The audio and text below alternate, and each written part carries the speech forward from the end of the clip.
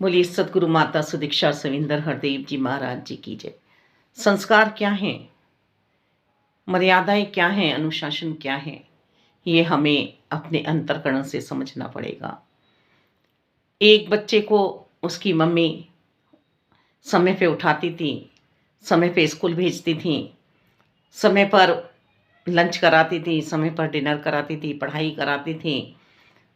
घर को व्यवस्थित बनाने के लिए उसको समझाया जाता था कि जो समय आप इधर-उधर की बातों में लगाएँगे, वह घर में ध्यान दें कि यदि नल चल रहा है तो उसको बंद कर दो, लाइट बेकार जल रही है तो उसको बंद कर दो।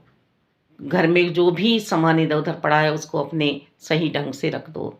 जब वह बच्चा बड़ा होता है, तब उसे थोड़ी-सी झुँझलाहट माँ पे आने लगती है कि मम्मी का यही काम है कि ये कर लो, ये कर लो, ये कर लो। क्या अब मैं बड़ा नहीं हो गया हूँ? अब मुझे अपने मन से नहीं चलना है? ये भावनाएँ उसके मन में घर करने लगीं। एक बार जब बच्चे का इंटरव्यू हुआ और वो इंटरव्यू के लिए पहुँचा, तो वहाँ कैमरे चल रहे थे और वहाँ बच्चे ने देखी कि टेबल अपनी जगह पर नहीं है। बच्चे ने उस टेबल को अपनी जगह लगा दिया। बच्चा फिर आगे बढ़ा तो नल की आवाज़ आई कि पानी ऐसे ही बह रहा है। उसने नल को जाके बंद कर दिया।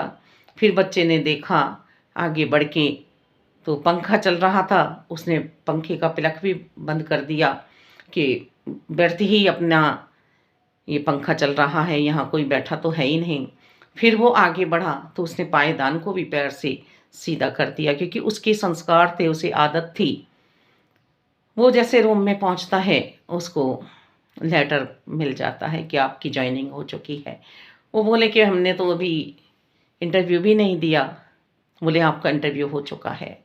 हमें ऑफ़िस में ऐसे ही इंसान की तलाश थी, जो व्यवस्थाएँ सही ढंग से बना सके। तो ये संस्कार जो हम अपने आप में बचपन से घर से लेते हैं, वही हमारे जीवन में काम आते हैं। हम अपने आप को किस तरह से चलाएँ। हम कह देते हैं नहीं, हम बहुत मर्यादाओं में रह लिए, बहुत भक्ति हमने कर ली, अब हमसे भक्ति होने वाली नहीं है। नहीं, ये भक्ति तो है, ये आनंद ही तो है, जो हमें भवसागर पार लगा देगा, डूबने नहीं देगा और भौतिकता के जीवन को भी सुंदर बनाएगा। पहले हमें निरंकार से मिलाया जा रहा है और फिर हमें मानवता का व्यवहार सिखलाया जा रहा है। ये सहनशीलता को कमज़ोरी ना समझी जाए।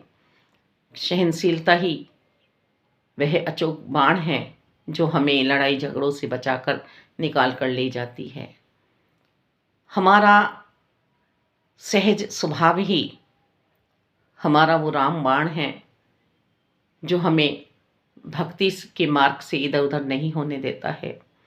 हमें निरंकार के साथ जुड़कर इस लोक में चलना है। हमें समाधि मन को दिलानी है, शरीर को नहीं। गोपी भाव में रहते हुए कृष्णमय ज़िंदगी जीनी है, राममय ज़िंदगी जीनी है, अपने अपने इष्ट के लिए ज़िंदगी जीनी है। और संत निरंकारी मिशन में तो आकर अपने उस इष्ट की पहचान कर लो, उससे मिल जाओ जिससे तुम बिछड़े हुए हो जन्मों जन्मों से।